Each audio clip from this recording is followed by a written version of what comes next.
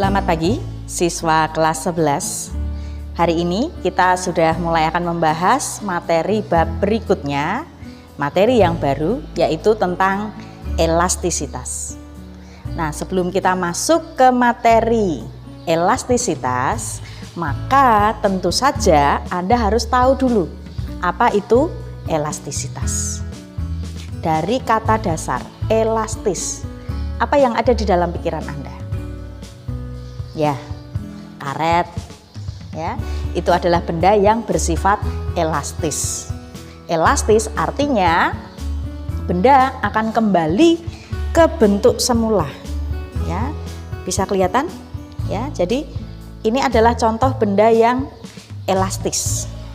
Berarti secara sederhana bisa kita katakan elastisitas adalah kemampuan benda, dalam hal ini adalah karet, ya, kembali ke bentuk semula, ke ukuran semula ketika benda itu ditarik atau diberi gaya dan kemudian gaya itu dihilangkan, ya, akan kembali ke bentuk semula. Begitu pula saya juga punya nih ya, kucir rambut seperti ini. Ini juga bersifat elastis. Ukurannya sekian. Kalau kita tarik atau kita beri gaya, maka akan memanjang, dan kemudian ketika gayanya kita lepas, akan kembali ke ukuran semula. Nah, ini benda yang bersifat elastis, atau bisa juga kita sebut contoh benda yang elastis. Sedangkan untuk benda yang lain, benda yang tidak bisa kembali ke bentuk semula setelah gaya yang bekerja pada benda tersebut dihilangkan, kita sebut sebagai benda plastis. Contohnya plastisin, ya, malam, plastisin yang sering dipakai mainan adik Anda, atau Play-Doh misalnya, ya. Ketika sudah Anda bentuk menjadi bola, kemudian Anda tekan, dan ketika tekanan Anda hilangkan, ternyata nggak bisa tuh kembali ke bentuk semula. Itu adalah benda plastis. Nah, benda-benda yang bersifat elastis itu nggak cuman karet saja ya. Mainan yang sedang tren squishy, nah itu juga merupakan contoh benda elastis. Nah, sekarang saya lanjutkan ke pertanyaan berikutnya. Pertanyaan saya adalah, apakah karet ini kalau saya tarik dengan gaya tertentu selalu pasti akan kembali ke bentuk semula? Oke, bagaimana? Jawabannya ya atau tidak? Kalau saya tarik, pasti akan kembali ke bentuk semula? Kalau memang iya, saya cukup beli satu karet, bisa saya pakai untuk selamanya. Tapi kenyataannya kan nggak seperti itu, ya. Anda yang rambutnya cukup panjang, yang suka dikucir seperti saya ini, tentu tahu karet dipakai beberapa kali pasti akan mulur. Sudah nggak bisa dipakai lagi ya, nggak nyaman. Jadi harus ada karet yang baru. Nah, karet ini juga sama ya. Semua benda yang bersifat elastis masih punya sifat elastis, asalkan gaya yang kita berikan itu nggak begitu besar. Ya, tiap-tiap benda punya batasan sendiri, atau istilahnya dia bisa menahan gaya berapa newton. Itu tergantung jenis benda, tergantung ukurannya. Nah, kalau karet ini saya tarik dengan gaya 2 newton, dia masih bisa kembali ke bentuk semula, ya, berarti belum melebihi batas. Tapi kalau saya tarik dengan gaya yang lebih besar, ya, sampai pada nilai tertentu, karet itu sudah jadi mulur, maka pada saat itulah gaya yang saya berikan sudah melebihi batas. Nah, batasnya itu disebut sebagai batas elastis. Berarti batas elastisitas adalah besarnya gaya maksimum yang bisa ditanggung oleh benda supaya sifat elastisnya tetap, ya, atau supaya tidak kehilangan sifat elastis. Nah, perhatikan ini karet yang sudah saya tarik-tarik dari tadi dan ini karet yang masih baru. Anda bisa lihat tadi semula ukurannya sama ya. Nih. Anda lihat ya. Yang saya tarik sudah mengalami perubahan ukuran panjang. Jadi, gaya yang saya berikan tadi sudah melebihi batas elastis dari karet tersebut, sehingga karet ini sudah kehilangan sifat elastisnya.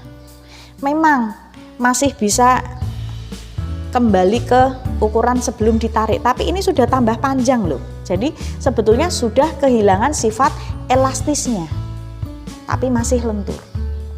Nah, apa yang terjadi kalau ini saya tarik secara terus menerus?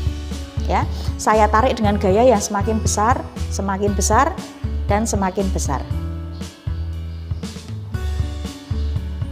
Nah, ini yang terjadi. Putus.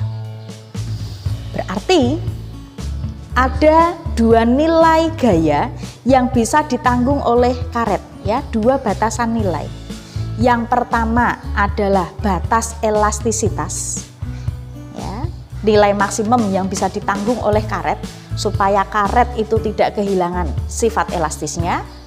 Yang satunya lagi, batas ketika benda tersebut akan putus atau patah. Nah, ini pembahasan kita tentang elastisitas ya, baru di bagian awal. Sekarang kita lanjutkan, kita akan berkenalan dengan besaran-besaran yang akan kita pakai. Yang pertama adalah stres. Ya, atau bisa juga disebut sebagai tegangan. Stres adalah atau tegangan ini adalah besaran yang menyatakan besarnya gaya yang bekerja pada suatu luasan, sehingga stres dirumuskan sebagai F per A. Rumusnya sama seperti rumus tekanan, ya. Tetapi memang tegangan itu akan sama dengan tekanan ketika tegangan tersebut bekerja secara tegak lurus terhadap permukaan benda. Besaran yang kedua adalah regangan atau strain. Regangan atau strain ini menyatakan perbandingan perubahan ukuran benda ketika diberi gaya terhadap ukuran semula. Dan besaran yang ketiga, modulus elastisitas, yaitu perbandingan antara stress dengan strain. Ya, jadi ada 3 besaran baru yang kita kenal hari ini. Yang pertama adalah stress F per A. Yang kedua adalah strain, karena benda yang akan kita bahas atau yang kita amati adalah ukuran panjangnya. Berarti strain di sini dinyatakan dalam bentuk delta L per L0, atau bisa juga pakai delta X per X0. Kemudian besaran yang ketiga, modulus elastisitas adalah perbandingan antara stres dengan strain. Nah, di sini yang saya bahas tadi adalah elastisitas benda dilihat dari sifat bahannya. Kalau modul yang sudah saya bagikan minggu lalu sudah Anda baca, maka Anda akan tahu bahwa elastisitas itu bisa kita lihat dari 2 faktor. Elastis karena sifat bendanya, contohnya seperti tadi yang saya bahas, karet, squishy, ya, itu karena memang sifat bahannya elastis. Yang kedua, elastis karena bentuk bendanya. Nah, yang kedua ini sudah ada di dalam modul, tetapi nanti akan saya bahas kembali di pertemuan berikutnya, yaitu tentang sifat elastisitas dari benda yang berbentuk pegas. Anda tahu, pegas itu rata-rata terbuat dari logam.